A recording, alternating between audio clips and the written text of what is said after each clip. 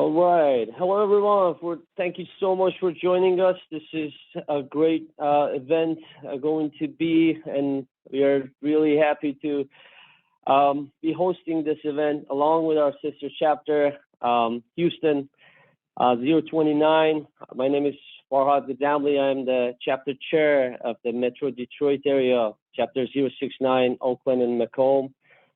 I am very excited to have Paul Gradl to present to us. First of all, I'm going to use the time to introduce Jacob Rodarian. He's the chair of the Houston chapter. Jacob, go ahead. Say hi to the members of SME as well as the Houston chapter members. Sure. So thanks so much for the warm intro, Farhad. And foremost, let's say sincere thanks to Paul, our distinguished guest speaker, for agreeing to lend us some of his expertise. But truly just wanted to say thanks to you and your team, Farhad, for coordinating this event and of course for including Houston in it. Naturally, we'll be looking for the next chance to reciprocate, and you guys just keep up the great work. Really appreciate y'all and all of the members' time and our guests today. Thank you all. Absolutely. Thank you so much, Jacob. It is great, and we love the opportunity to work with SME chapters, specifically the Houston chapter. We have a good work experience with the Houston chapter. Thank you so much. All right, without further ado, I'm going to go ahead and introduce Paul and hand it over to him. So today's presentation is going to be about metal additive manufacturing for Spaceflight. I'm going to read a few statements about Paul. Paul Gradl is a senior propulsion engineer at the NASA Marshall Space Flight Center, MSFC, in Huntsville, Alabama. Mr. Gradl serves as a principal investigator and leads several projects for additive manufacturing of liquid rocket engine combustion devices and supports a variety of development and flight programs over the last 18 years. He authored and co-authored over 17 journal articles and conference papers, publishing a book on metal additive manufacturing for propulsion applications in 2022, holds 4 patents, and regularly teaches courses in additive manufacturing.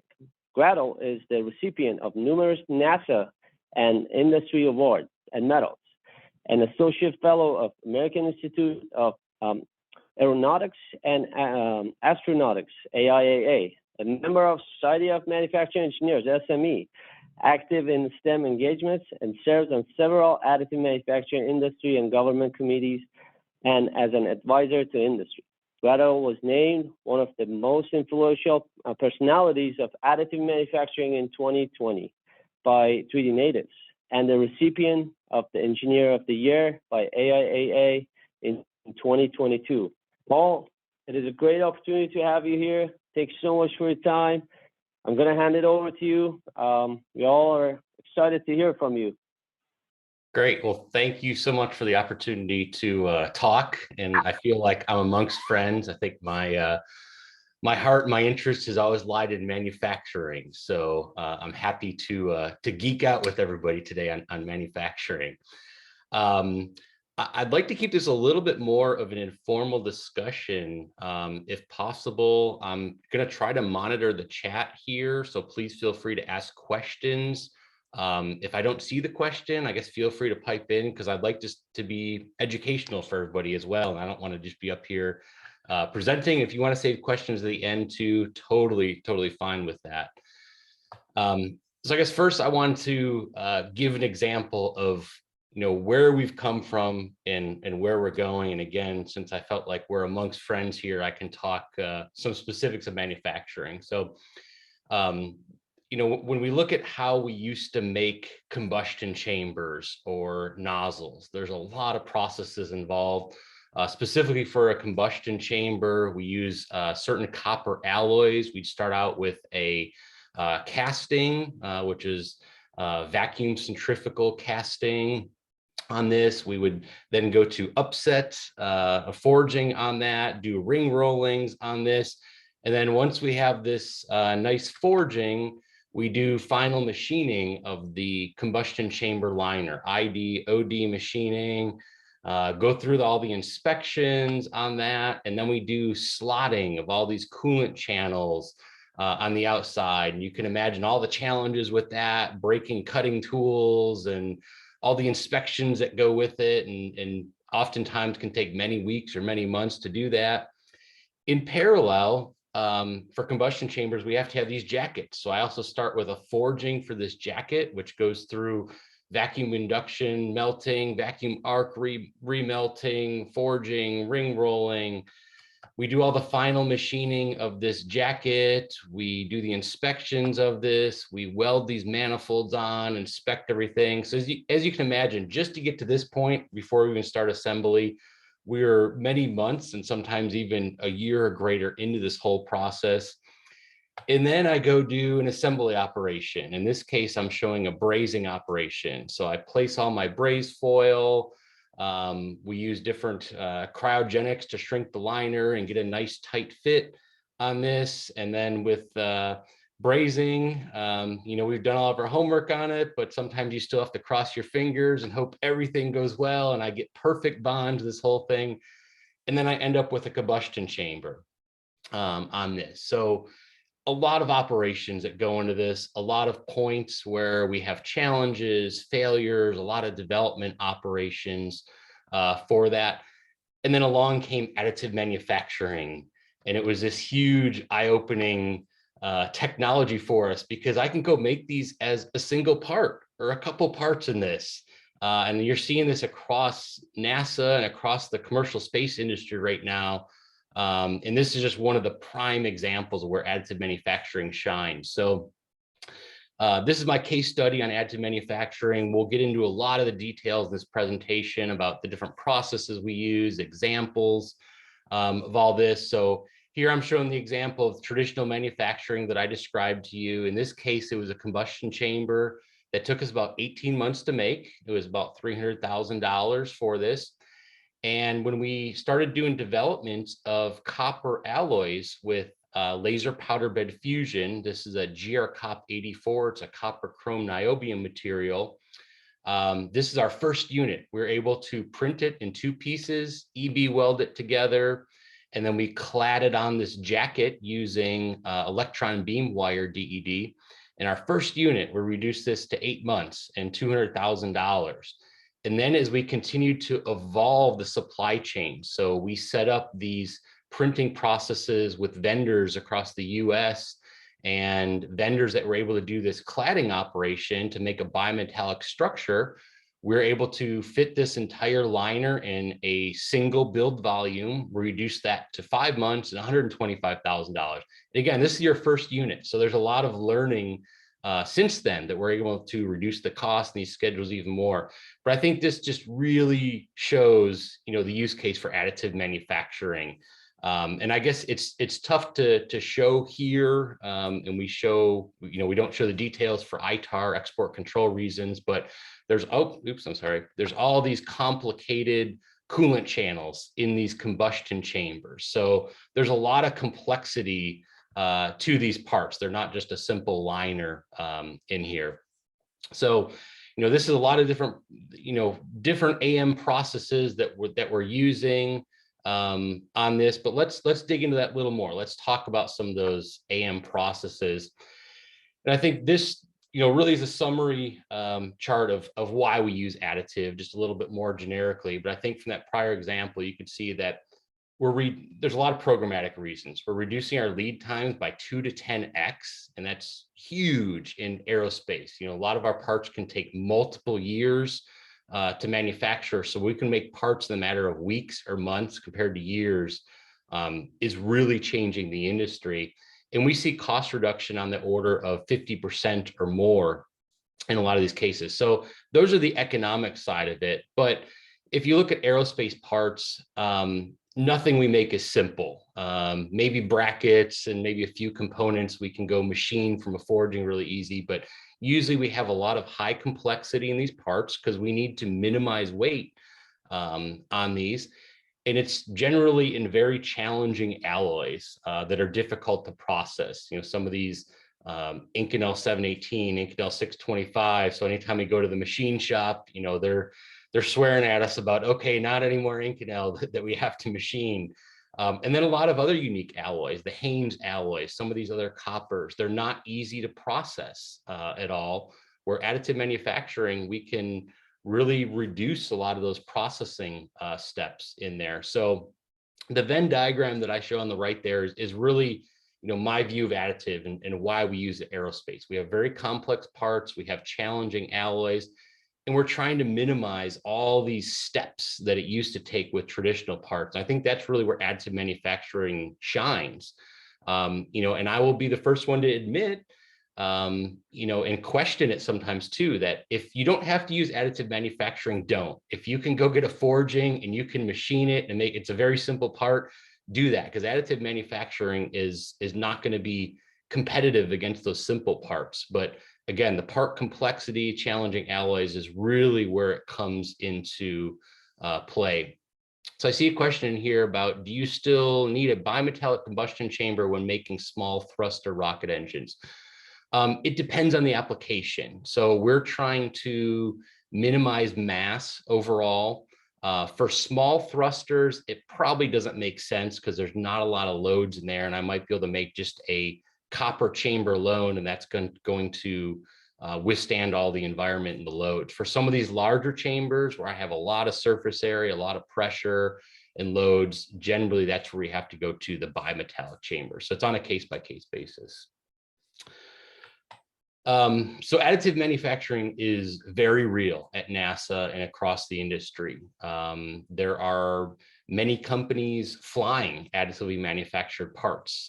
We are flying additively manufactured parts on some of our commercial space partner launches. We will also be flying additively manufactured parts on the SLS vehicle, or the Space Launch System.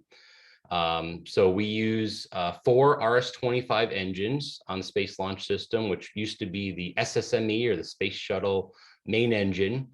And this is an example of a part that, again, used to be multiple pieces, 127 welds, tremendous inspections that went onto this, probably, well over a year to fabricate this part. This is our Pogo Z baffle that we use in the propellant, the oxidizer feed system that suppresses, some of the dynamics in the fluid there.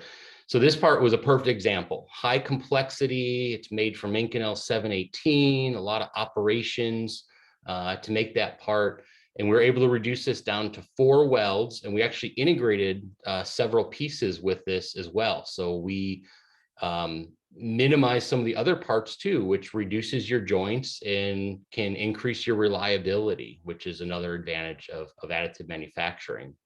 But again, with this, we've tested this part on a full-scale RS-25, which is a 500,000 pound thrust class engine. And it's very real. We are testing parts every day. We're building parts every day. And again, you see that across the commercial space flight industry. So very exciting time, I think, for aerospace with additive manufacturing. Now, when I talk about additive manufacturing, I think when people hear additive manufacturing, they probably tend to think laser powder bed fusion. And it might depend, who you're working for on this, or, maybe even your industry. But there are a lot of flavors of additive manufacturing. So we use it as a generic term, but I think, something that I want to point out throughout this, there's a lot of different flavors, and they all have very unique advantages and disadvantages. So they all exist for a reason. They're very supplementary to each other. But I think as I'll talk in a few slides too, trying to understand when to use certain processes is still a challenge. And I think, education on this is important, and I'll provide you some key points and some key considerations. But you have the powder bed fusion processes, which are laser powder bed fusion, electron beam powder bed fusion. So you're within this build chamber and you're laying down layers of powder, and you're melting that material with either a laser or an electron beam. You can get very fine feature resolution with the powder bed processes, but you're going to be limited in the overall build volume. Now there's several other processes, these DED processes, and I can use either laser or wire feedstock for these processes. And the other thing that differentiates these is the the energy source. So I have laser, I have arc, I have electron beam for my different energy sources.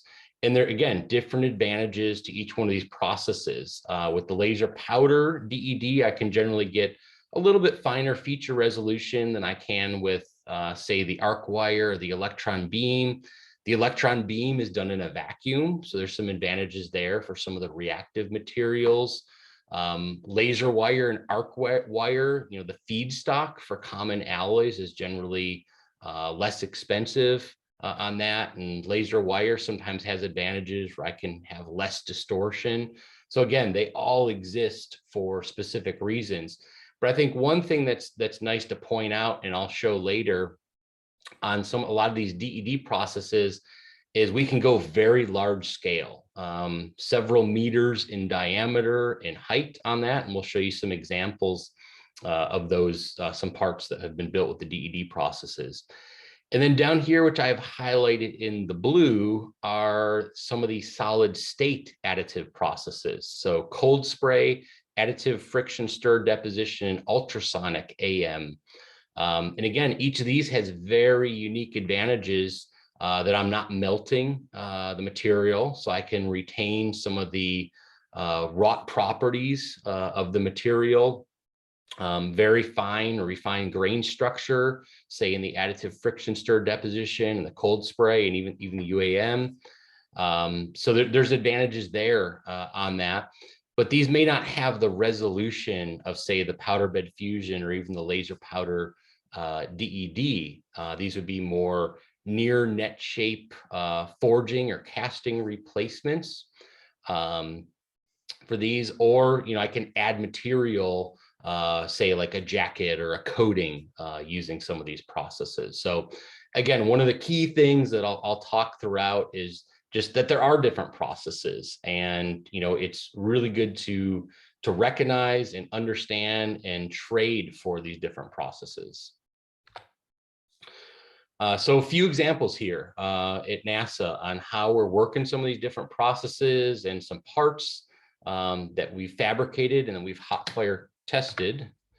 So on the left-hand side of the slide here is a series of different combustion chambers that we're using GRCOP 42 and GRCOP 84 alloys.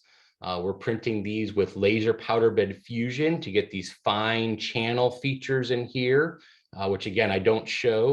Sorry, my mouse is very sensitive to changing slides. So all these have these fine details in here, and then you can see some other examples of some of the bimetallic cladding that we've done, even on some smaller 2,000-pound thrust class engines.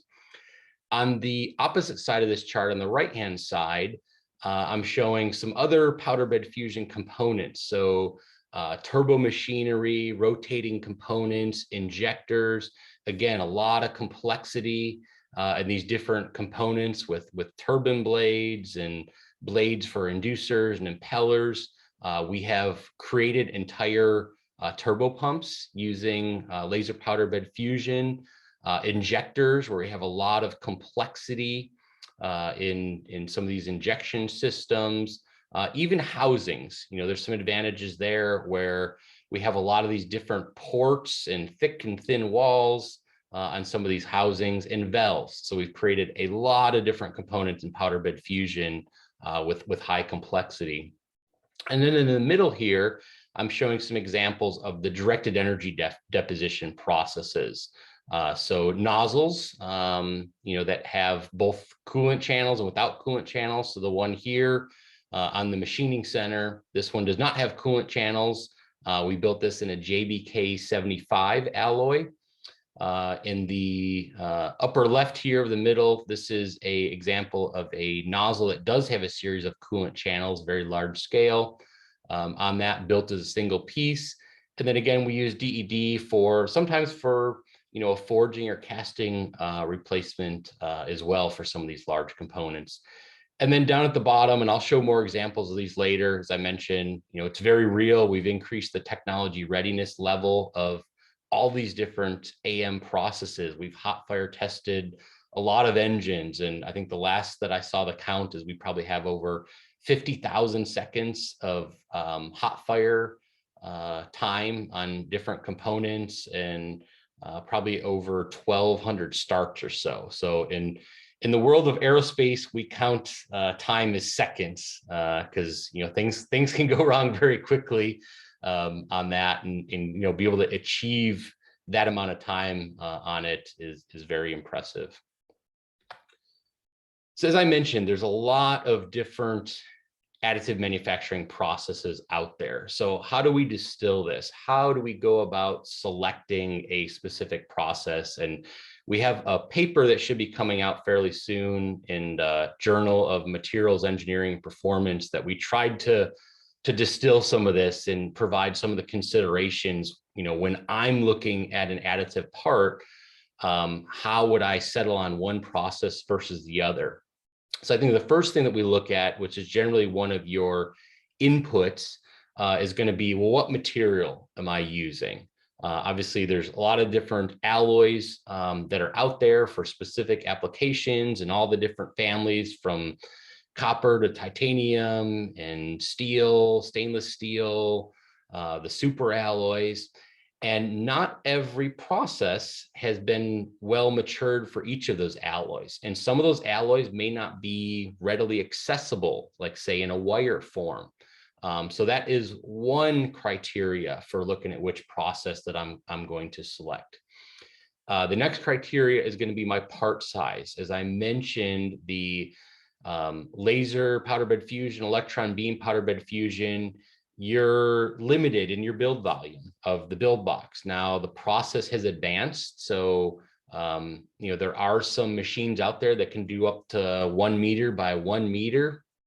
But when you start talking some of these large aerospace parts, they're still several meters in diameter. So the powder bed fusion processes are not going to get us there, and that's where I tend to move towards the directed energy deposition, or maybe even some of the solid state processes. Another consideration is going to be the feature resolution and the complexity of the features on the component. Again, some of these processes are really good for very thin walls, internal channels, a lot of complexity. And I'll show a slide on that in a minute that breaks that down. Where some other processes are going to be more of a near net shape forging or casting, which again has significant advantages. If I can go build a part and I'm able to reduce my lead time of a casting or forging by 6 months, great. Yes, let's use additive manufacturing for that. But feature resolution and complexity, not all processes are the same. And again, I'll talk that. Is the part a monolithic material, a single alloy, or is it multiple alloys? Not all processes are going to be able to use multiple alloys, and the powder bed fusion process are an example of this. There's some development out there where we're trying to include multiple alloys, but there's still a lot of challenges in that, mixing the powders and what features can I specifically make with certain materials. So that is one criteria that we're going to look at. Another one is the programmatic requirements, my cost, my schedule, my risk tolerance. I'd throw maturity into this as well. Some of these processes are really well developed.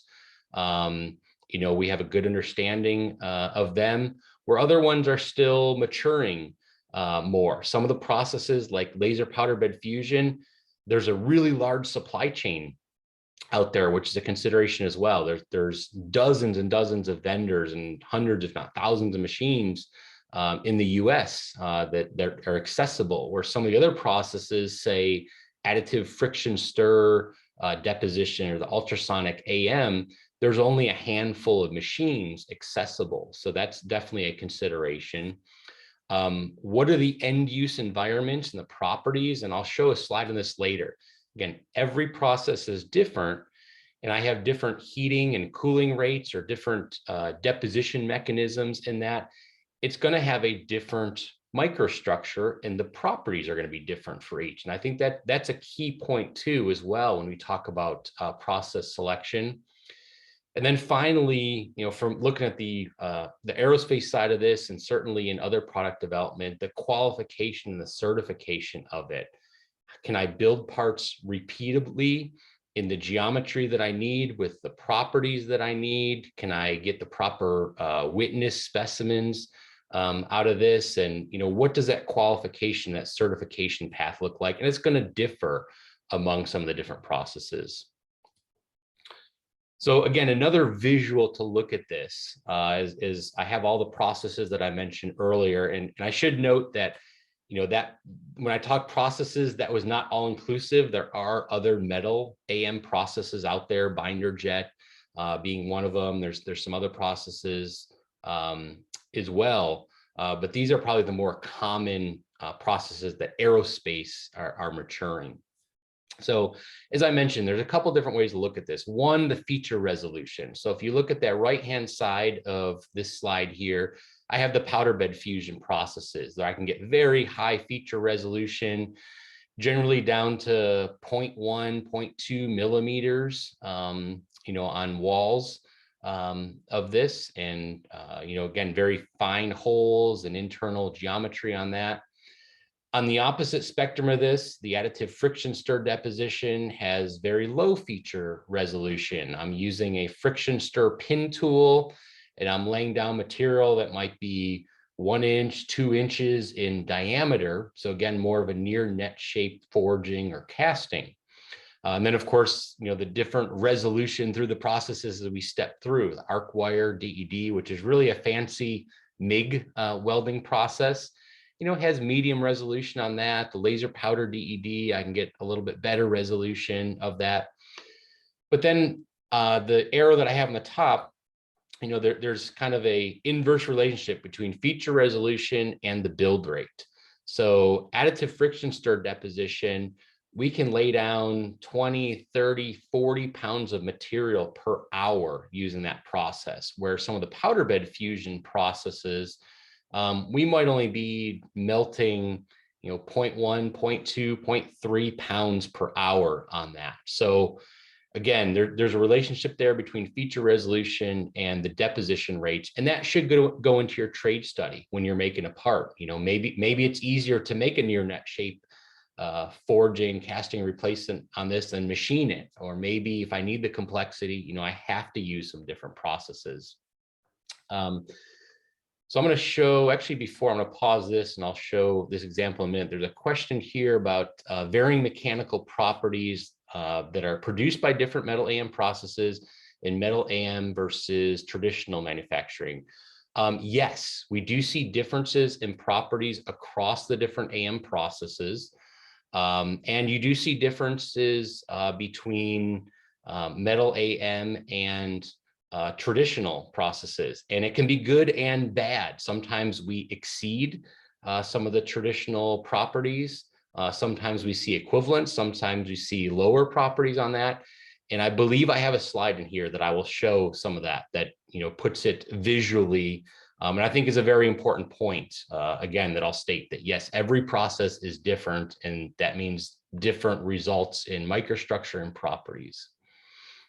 So I want to show one example here, and I've got a couple slides here on some of the large scale parts. If you're not familiar with the laser powder directed energy deposition, this is an example with one of our industry partners on this. We're depositing a large nozzle liner in JBK 75. This is about a 4-foot diameter part, about 4 feet tall. And, traditionally this would be many months, probably well over a year, just to make the plate and bump forming this and welding it together and spin forming it. We're able to deposit this, in a matter of weeks on this. So just one example of the directed energy deposition process, which I use for a lot of my components. And then another example of this as well. So, as we've been evolving the technology, we've been increasing the scale further and further. So I think the first part we made was a couple of feet in diameter, and we were really impressed with the scale of that. And we went to 4 feet in diameter, and wow, this is neat. We're increasing scale. And now on the right-hand side of this chart, you can see, now we're up to 8 feet in diameter and 10 feet tall. And again, one of our commercial industry partners had developed a custom machine for this with dual heads on the right-hand side. Again, this one does not have coolant channels in it. It's more of a near net shape forging replacement that we would machine and slot all the channels in there and then use a different additive process to close out those channels. On the left-hand side of the slide here and in the middle, I hope these videos are playing okay on everybody's screen. But this is a time lapse of a nozzle that we made that was 60 inches in diameter and about 70 inches tall with integral channels. And this shows just the, again, time lapse of this. I think this is compressed to 15 or 20 seconds, but it was about a 90-day deposition time. And that's something else that's important that I think to note with additive is 10 years ago and 15 years ago, you know, the lasers were somewhat limited as we weren't able to get these continuous build times, as you'd have a lot of downtime on the lasers. And now we can build for weeks at a time or months at a time because the reliability of the lasers has increased as well. I see a question here. There's a visible layer separation on the parts. Do you perform extensive post-heat treatment to make metal properties homogeneous? So two responses to that question. The first response, I think you're referring to some of the discolor or the color change here on that. That is actually because we do a tilt on the turntable and some of that residual powder is not adhering as much to the surface. So if you look at there, if you look at the like the microstructure, you don't really see a distinction. There's no, you know, witness lines or anything in that. So it's much more visual on the surface than anything. And then to answer your other question about heat treatments, yes, with additive manufacturing, it is very important, and I'll talk this a little bit later, to understand the entire process of the heat treatment. So that includes stress relief in a lot of cases, because you have very high residual stresses in a lot of these parts. And when we look at the fundamentals of it, a lot of these processes, they're welding processes. So there's a lot of residual stresses in there. We have seen parts crack, distort. So stress relief is important on that. We generally do a homogenization or HIP on these parts to make sure that we have uniform microstructure. And then from there, you get into some of the specific processes, you know, such as solution and aging, depending on the alloy. And I'll talk that in a little bit. Which now is actually a good time to talk some of that. I think another key thing with additive manufacturing is in the prior charts, you know, I was showing a lot of the different processes here. Obviously, the processes are the core of additive manufacturing, and you have the process parameters, which are the inputs and the metal feedstock. But you can't be successful in additive manufacturing unless you look at the entire life cycle of this. So all of your decisions for design, you know, the process selection and the post-processing, you have to do that very early in your design. As I mentioned, you know, there's a lot of complexity with additive manufacturing parts, and you may have heard the term before that complexity is free. I am one that I do not agree with that as statement, because complexity does come with cost, and generally it's going to be in your post-processing. So let's say I make a really complex part and I hand it off to my quality team and I say, I need this to be inspected. And there's a lot of challenges in that, and we're still trying to learn a lot of the ways that we do non-destructive evaluation and testing on additive parts, because again, we can make these parts so complex, but sometimes that means that I can't inspect it. So we often see that complexity and inspectability are inverse of one another. But again, that's something that you need to think about early in your design. So let me talk about post-processing for a minute here, because I think this is where a lot of the design decisions may come in. So with some of the processes, I have powder removal. I build a part and I have to get the powder out. So I have to make sure that I have different ports in there or accessibility to get that powder out. Heat treatments, which was one of the questions. We want to make sure that we're doing our stress relief, our homogenization, our HIP cycles, and solution and aging. And then we have a good understanding of those too. Do I stress relief on my build plate? Do I HIP on my build plate? Those are early decisions we need to make. Some of the processes have supports, such as powder bed fusion and electron beam powder bed fusion, laser and electron beam. You have supports that you're building in there because I have different overhangs that can't be self-supporting. So I have to go remove these supports. I have to do build plate removal, which is a consideration. And I talked about inspectability, CT scanning, FPI, X-rays, magnetic particle inspection. There's a lot of different inspections that may or may not be useful for additive parts. We're finding some of the limitations there. Generally, additive parts, you're going to have to do some sort of machining on these parts. We're not there yet where I get to build a part, take it off the machine, and plug it into my component or my sub-assembly on this. So I generally have to do machining on critical interfaces, ports. I have to do drilling and tapping of those. There's other final machining, maybe on surfaces. Welding and brazing. A one-piece additively manufactured assembly or part may not always be the optimal solution. Maybe 2 or 3 pieces is the best solution and optimization on that. So I have accessibility to get powder out on that. So, welding and brazing, we do find some differences there with AM parts. Polishing, I may have surfaces that need to be polished. And I guess why I mentioned that and sort of my rationale there is AM parts have a rough surface. The powder bed fusion parts, the laser powder DED, you have roughness and you have waviness.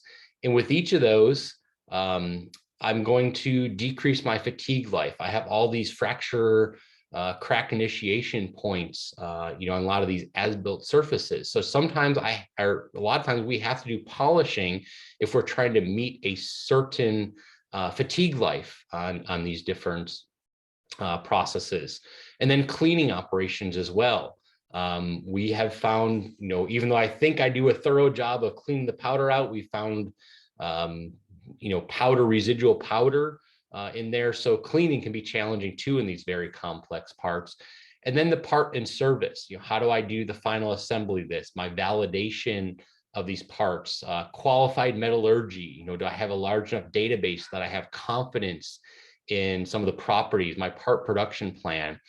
So when I look at all of this, I have to make a lot of those decisions back in my design, in the pre-processing stage of that. So, another example that I mentioned the powder removal, but machining. I make a really complex part and I hand it off to the machinist.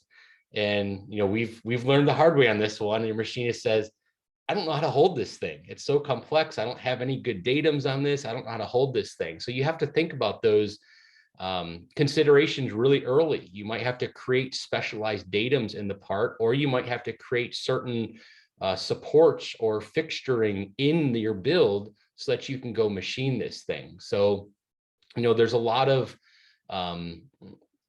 integration throughout the AM process, and it's also iterative. I may lay out a process and think that I'm optimal and go through this and talk with a bunch of the different experts and my machinist and welder and say, well, that's not going to work. So I need to go back and iterate on this.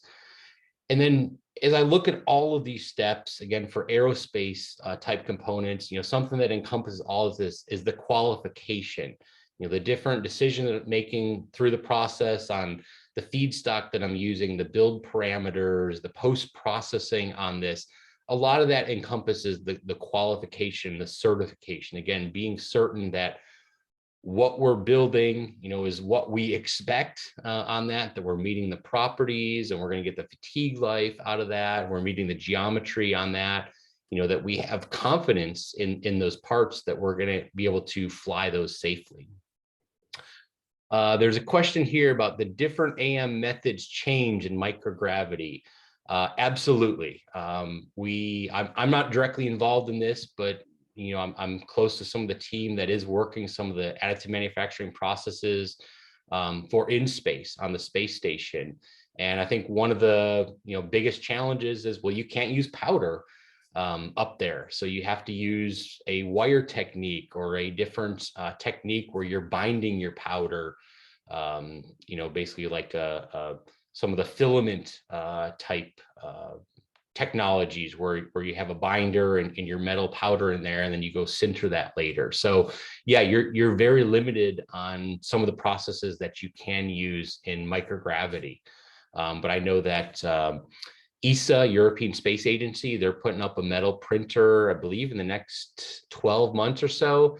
And then NASA will be putting up a metal printer in the next couple of years on the space station to investigate, how do we do on orbit and in space manufacturing, because that's going to be a huge area that that will have to really grow and develop as we start to set up regular habitats on Moon and eventually Mars on that.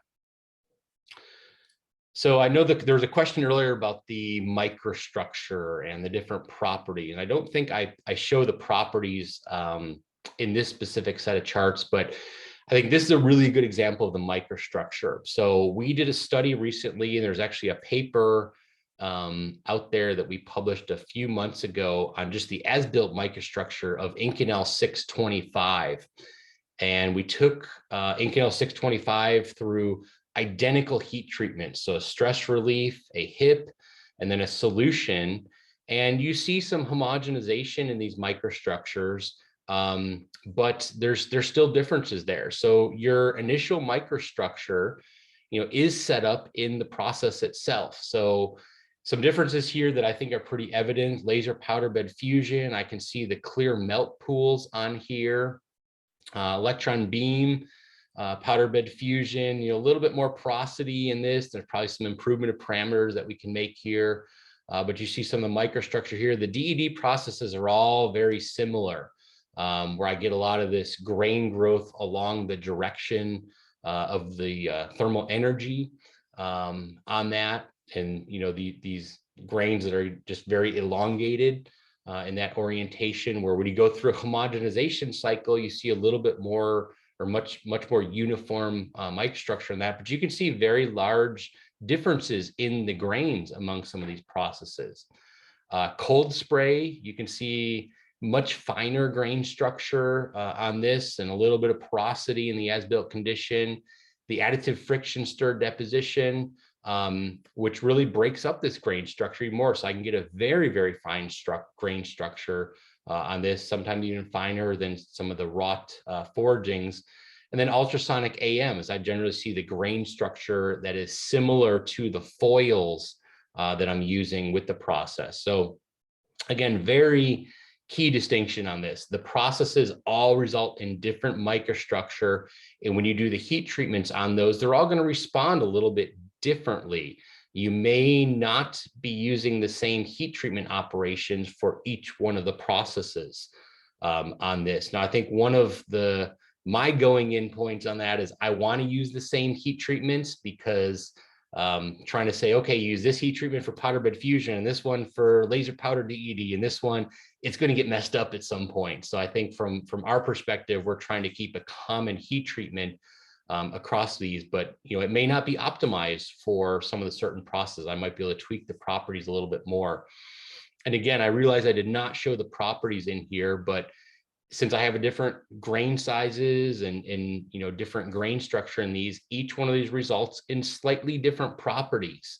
And I'm not saying that they're good or bad, they're different on that. Some of them we see higher and lower ultimate and yield strength on these, but the elongation may change on that. So it's different. And we'll be publishing some of that data, because I think this is something that's really important. Again, is there's a lot of different additive processes, and they're all different in the build operations and the microstructure. A few emerging areas of development for us and some of the ongoing development. We're continuing to mature each of these AM processes in trying to get a thorough understanding of the microstructure and the properties, the build limitations, the methods for design and post-processing, because post-processing is different for each one of these. And It's really kind of mind-boggling to wrap your head around some of this. Do you think, okay, with traditional materials, there's thousands of materials to pick from. With additive manufacturing, there's only been a handful of materials, or maybe a dozen materials that have really been matured. But when I try to think about like, okay, I want to go develop a database of materials. Well, I have to develop a database for each one of these alloys in each one of the additive manufacturing processes, maybe with varying heat treatments. So there's thousands of permutations for this. And I think we're really at the infancy of really trying to build out some of these property databases and get a good understanding of the microstructure and the properties, and again, the build limitations, because there's a lot of new developments in each one of the AM processes. There's a lot of ongoing development for large scale AM. I mentioned that we built parts that are a couple meters in diameter and 3 meters tall.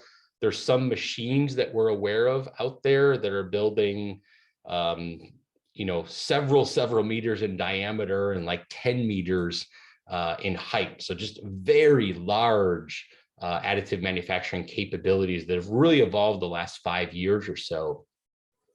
Now, I talked a lot about like microstructure and the processes themselves, but I think one thing that's important for us is to be able to put a lot of these components through hot fire testing. That's where we're running the actual propellants and under the same conditions that we would see in launch for a liquid rocket engine. So we're testing every day these different components. And one thing that's really neat about additive manufacturing is we can design and build these components and iterate on them very quickly. I know, almost 18 years ago or so, when I came to NASA, we would run maybe 3 or 4 big hot fire test programs a year. And I think our limitation was always hardware, as we'd have 1 or 2 pieces of hardware. And if you failed that hardware during test or had issues with that hardware, your program is done. Well, now we have a 18-month queue or lead time in hot fire testing, because we have so much hardware that we just don't have the capacity to test all of it. Now, when we build hardware, we're building 2, 3, 4 chambers. So I have a lot of backups with this. So it just, is a huge advantage there to be able to go through these design and then test, fail, fix cycles that we call them with the different components. Polishing and surface enhancements, that's really a growth area for us. Is I can go build all these parts, but they may not meet the fatigue life necessarily. So we're working internal polishing development and post-processing developments. Being able to combine the different AM processes is important. I can take a powder bed fusion process that has a lot of this complexity, combine it with the DED process. And there's, again, just an unlimited number of permutations there on how I do multiple alloys, design these complex components with multiple materials. Advancement of the commercial supply chain. This is something that's really important to me. Is NASA does a lot of development, but ultimately we want to make this accessible to commercial industry and to commercial space and other government agencies. So we want to be able to set up these supply chains that includes the powder feedstock or the wire feedstock supply, but then also having vendors that we can go to and build parts, and DoD can go to and build parts, and commercial space can go to and build parts. So the supply chain is really important on this. And then new alloy development. We're developing a lot of new materials, AM specific alloys. So a lot of the alloys we've been processing, the Inconel families and some of the stainlesses, those are traditional materials that we adopted into AM. But I think there's a huge opportunity here to really develop alloys that were meant for AM, that we're not going to have solidification cracking issues, hot cracking issues. We're looking at some very unique alloys, say for like oxygen rich environments, high pressure environments that are oxygen resistant alloys. Refractory materials is a big growth area for us. And I mentioned earlier, and I see there's a question about the material databases. We are maturing material databases. We do expect to make a lot of these public. We're working with one of our university partners to do optimization of heat treatments, and we're testing thousands and thousands of specimens in all the different alloys. One resource in the next several months is we're publishing a book through AIAA, that's Metal Additive Manufacturing for Propulsion Applications. And within there, we do have an appendix that will be mechanical properties of some select AM alloys and thermal physical properties of some alloys. And then over the next couple of years, we're going to make a lot of these properties available on the NASA database. It's MAPTIS, MAPTIS, as well as through journal articles. And eventually, I'm hoping in 2 years or so that we're going to have a very large handbook of all the different properties and the evolution of the microstructure of these. Design complexity, I talked a little bit about that earlier, these internal features. We're starting to dive more into, really thin walls, that might be like 70 to 100 microns on this. So a few thou in thickness. We're looking at different lattice structures, topology optimization, generative design. So those are a lot of the evolving tools. And then the standards and certification of metal AM. And I know we're running up. We have about 10 minutes left. I've got a couple more slides here, and then I definitely want to get into any questions we have. So as I mentioned earlier, we do a lot of hot fire testing, and I think this is just as important to prove that additive manufacturing is going to survive and is going to withstand the loads in these environments. So we've tested almost all the different processes, from powder bed fusion to cold spray, laser powder DED, electron beam wire, arc wire, laser wire. These are just some examples of some different engines we've hot fire tested. And next I have a quick, I think 30-second video of hot fire testing. Hopefully we can get some volume with this.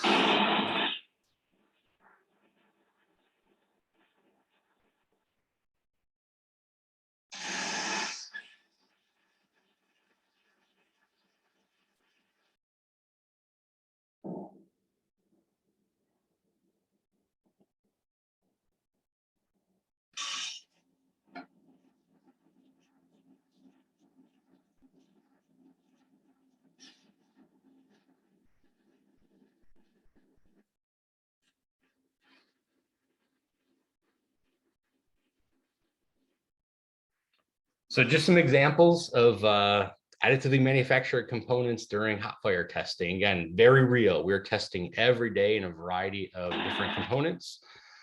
And then my general summary here. So, I mentioned earlier, it's all welding, right? So the same physics apply. We still have to look at the fundamental welding operations and have a good understanding of that, and distortions and residual stresses. As I mentioned very early on, it's not a solve all. I would only use additive manufacturing when it makes sense. We still have to trade it with all the other manufacturing technologies that are out there on this. And we need to have a complete understanding of the entire end-to-end process, not only the build process, but the post-processing, the heat treatments, all those steps that go through. A lot of processes exist, and there's advantages and disadvantages of each of those. It's going to take practice. I can't even count the number of parts that we have failed with additive manufacturing. So I wouldn't expect, if you're excited about additive and you have a candidate part, predict for some failures on that, because it takes practice when we do some of these very complex parts, and we have to go through several iterations on that. But I think it's evolving. We're still at an early stage of this. I'm really excited for where it's going. I think there's a lot of work ahead on this, and it's just going to be a technology that's really going to grow and evolve over the next several decades. So I see a couple questions here. I guess, Fraud, do you want me to jump into those, or? Absolutely, Paul. Thank you so much. Perfect. Enjoyed Yeah. the presentation. Yes, please. I want to invite everyone to put down their questions if they have. So I see a question about the book. This will be offered through AIAA. It will also be offered through, all the traditional outlets, Amazon and stuff like that. I don't know about SME, how they'll offer that one. But I do know that we're working some other chapters and some other books too that I think SME and ASM and a lot of the materials communities are engaged in on this. But certainly we will make sure that we get the word out there, because my purpose of the book was one, I wanted to write something that I was going to use. I wanted these practical lessons learned, and I wanted appendices that I could go look up material properties on that. So it's really coming at it from an industry perspective, in how to apply additive manufacturing practically. So obviously we go into all the details end to end, from what are the different processes and how do we do the certification of those? What are the microstructure, the post-processing? How do you design for it? We put a lot of effort into the nuances of design. So that's all encompassed in that. So I can't answer the question directly, but we'll make sure that's accessible. The other question is about machine accuracy. Let's see, machine accuracy a factor to the overall shape. We're using robots, which may not always be globally accurate. Yes, it's dependent on the process. So for powder bed fusion, I guess accuracy of the machine is one thing, and then repeatability and reproducibility across machines is another thing. There's a paper that we published several months ago where we looked at Inconel 718 across 16 different machine platforms, and a lot of them were the identical machine that used identical parameters, and there was still a lot of variation in there. So it's something that we're still trying to understand is, going to vendor A versus B versus C, there's machine inaccuracies in there. There's a lot of just variation, process capability.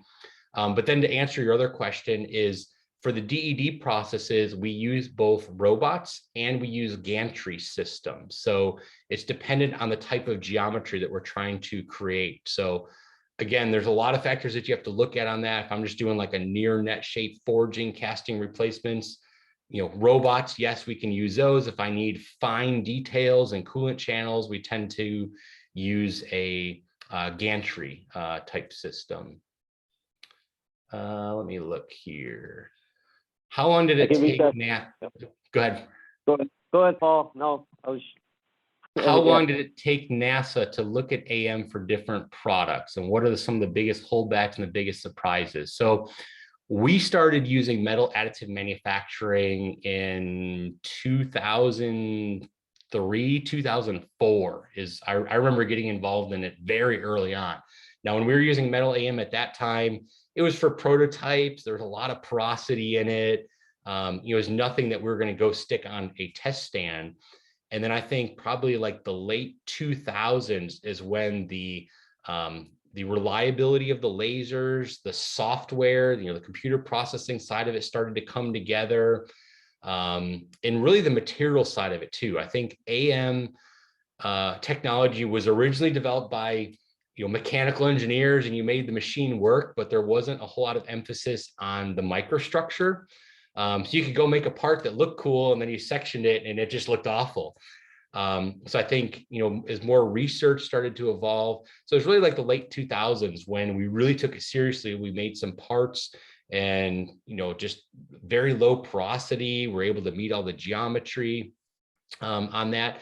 Now, there's still a lot of challenges and holdbacks. As I mentioned, we haven't matured all the properties for all the different processes.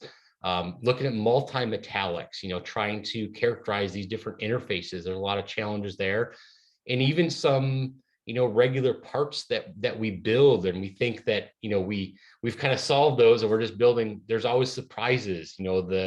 The filters get dirty, or, I got a lot of powder that was in spec, but the nitrogen content was, at the upper end of that. So it's all those surprises that you just really have to go through with it. And I would say that I'm not surprised by anything anymore in additive. We've seen some pretty crazy failures. I know there was one example where we had a part building overnight, And we came in the next morning, and I'm not even sure if I can describe what it looked like, but it was like this crazy matrix structure that was like organic. And what happened was there was a corruption in the build file, and the laser was just sitting there melting material all night and sintered everything in there. So there's there's errors in some of these build files sometimes. So I'm not surprised by anything anymore, but I think it's maturing a lot, and we're learning a lot as an industry. Are you considering? Paul, I know you're at the end of the time, but Vesna is one of the colleagues from Toronto. I want to acknowledge her. She has a very interesting question, and maybe we keep this one as the last one. We want to honor your time. I know you're at the end of the hour. And also, I want to add my question to her question. Please let us know, what do you think of SME or AIAA, how they can play a role in education and informing the next generation of engineers about additive manufacturing. Yes, thank you. Great question. So I think there's a lot of education that we need to work on for additive manufacturing. I hit the high level points on this. I'm glad to see that there are a lot of universities that are starting to work specific additive courses. But I think we need to be doing more focused classes in education and additive manufacturing, and really training the current and the next generation of engineers how to think about this.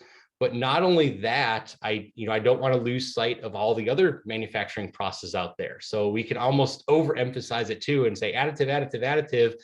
And then somebody may not realize, okay, well, I can go get a forged piece of material that's readily available and machine this and be done in a week on that. So I think we still need to, compare and contrast and educate on that side of it. I do think that having an understanding of the entire process, as I mentioned, so I don't want, when we're educating, I don't want to focus just on the build process and say, here's how you go do DED, or here's how you go do powder bed fusion. I think they need to be presented in parallel, so that everybody can understand, how do you trade for these. And a lot of things that we picked up too is, we have to educate our design engineers differently. Our design engineers are almost our manufacturing engineers in a sense now, because they're the ones that are creating these models, and those models are going direct for print, where, typically or traditionally, I might have had a model and drawings. I'd hand off my manufacturing engineer, and they say, oh yeah, you can go build it like this and do this. Well, we don't have some of those engagements with additive, which is good and bad, that we had before. So your design engineer needs to be a lot more educated in the entire process and the post-processing. So just making a CAD model, is not good enough anymore. You have to have the knowledge of the microstructure, because we see differences in microstructure between thin and thick sections on this. You have to have knowledge of the manufacturing process, the post-processing, even like the qualification side of it. So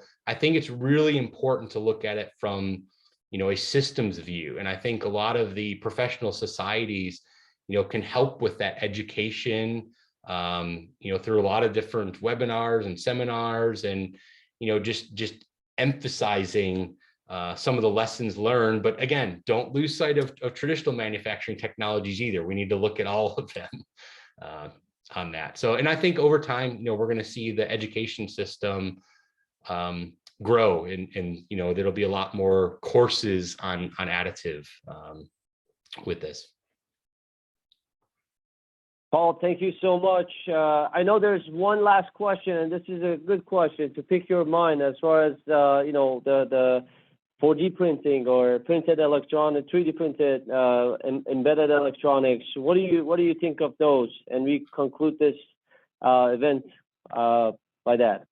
Yeah, I'm not directly involved in it, but I know that Yeah. NASA is working printed electronics, because when we look at on-orbit manufacturing or in-space manufacturing, when we go back to the moon, we go on to Mars, we can print mechanical components, but we also want to be able to print electrical components on that. So there's a lot of different techniques.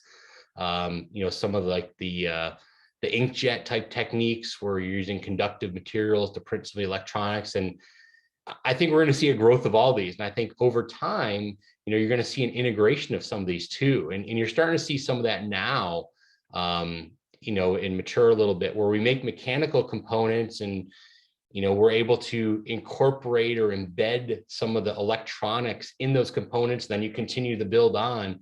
So, at some point, maybe we'll see these mechanical components with integral printed electronic features in there. And, it's just, again, going to be really fascinating where the technology goes on that. So yeah, I think all these different technologies are going to grow on that. I guess, Fraud, I'll say, I don't know if I definitely have, a few extra minutes here. I can try to answer a couple of these other questions, or if you end up cutting it off, it's totally up to you guys. I see a couple of them. No, I'm sure everyone would love to, shoot their questions. So maybe, we'll go for another one. I see Ryan has a question. Have you made any interesting metal AM models that aren't for rockets, like fun test projects? Most of it is rockets, which I think is fun. and for me, it's almost a hobby just as much it is a job. In that, but you see additive manufacturing being used in some really fascinating applications. I mean, medical is a huge growth area on that. I think a lot of the things that I think are really cool are like prosthetics, stuff like that, where you're able to make these really organics and complex shapes that you couldn't make before. With additive. Now, again, I've not been directly involved in any of those, but we focus on rockets, and we don't get to I guess explore a lot of fun type applications of it. But I do see a lot of neat things out there, different applications. Let's see. There were some other questions here. I saw the print electronics, Rapid and TCT. Yep. Unfortunately, I'm not going to be in Rapid. I will be at AMUG, the Additive Manufacturing Users Group in Chicago, which is around a similar time. I think it's a couple of weeks before that. Is there anything else? Do you run any student competition on your projects? NASA does run student competitions. I'm not aware of the specific details of that, but I know we did one, it was a year or two ago, about, multi-purpose tools for printing on the space station. So we wanted to come up with complex tools that would be a single print, that would be a wrench and, a hammer and all kinds of things, so that the astronauts have one particular tool that they can print and use for a lot of different applications. So there are competitions like that. I'd say aside from the competitions, NASA is heavily engaged in STEM activities. So we do have a lot of intern opportunities, co-op opportunities. You can find those on some of the nasa.gov websites. And when we have interns in, they're doing the same work that we're doing. I don't give any of my interns busy work. So it's just a particular project that I haven't had time to get to yet. So there's a lot of really cool opportunities there for students to engage.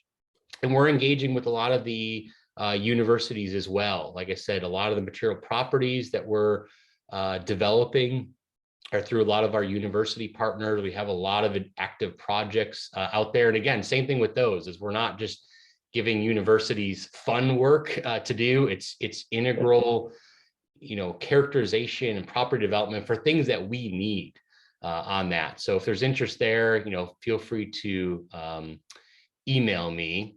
I do see a question here about criticalities of defects or model geometry on the failure in AM parts during the test. So yeah, I mean, defects are a huge consideration in this. And again, you get a lot of the traditional weld defects. So we get lack of fusion or solidification cracking. We get trapped gas porosity from some of the different powders in there, so that feedstock, understanding your feedstock is really important. And that can, if we don't catch all those, that can manifest itself into the parts itself. So there was a combustion chamber that we failed at one of the witness lines. So when you're printing, sometimes you get these starts and stops during the process. This is more in powder bed fusion. So we had a witness line in the part, and we actually failed the combustion chamber because of this witness line. And we went back and looked at it, and we found out that there was actually a fair amount of porosity. There was porosity throughout the part, but it tended to congregate around this witness line. And we're working to report on this, and we'll get it public more at some point. But yes, they do manifest themselves. Fatigue failures, that's another big one where the surface roughness is different. I get these crack initiation points on there. So fatigue can be a huge issue on that. And that's why we want to go test some of these parts. We want to get them on the test stand. We want to prove out these processes and some of these different defects, before we ever get to flight on that. So we have to be very methodical about how we do that. Let's see. I think that's about all the questions that I see. I think I've gathered. So there's one question here about presentations for students. I will make this presentation available, and I'm assuming that there's a way that the chapters can make this public and post it to LinkedIn or whatever is the easiest. I can also try to post this presentation if it's easier to like ResearchGate, and I think we can get a link, an easy link for that. If you also go to ntrs.nasa.gov, any public presentations that we make from NASA are made available, and you can find a lot of them there. So we'll try to make this one out there. And like I said, the book was also another one of our attempts to try to get a lot of this information out there as well. And we try to write a lot of papers as well as a lot of this. So you can do some searches. Last question here. Let's see if I saw that. Yeah. Okay, I think that answered all the questions. Yeah. Well, Paul, I just want to let you know that we had participants from Toronto, Montreal, of course, Detroit, Houston, as well as the Silicon Valley chapters of SME that I recognize. So there might have been more. So this was a great event. Thank you so much. We appreciate it. You're a member of SME, and you help other members of SME. We want to keep this going. Absolutely. And I appreciate everybody joining in. It's always fun to talk this. And if there's any questions, please feel free to email me. And if there's opportunities in the future to engage on this, certainly let me know. So again, I appreciate the invite on this, and everybody have a great evening. Thank you, Paul. Thank you, everyone, for joining us. Have a great night. All right. Paul. Take care. Goodbye.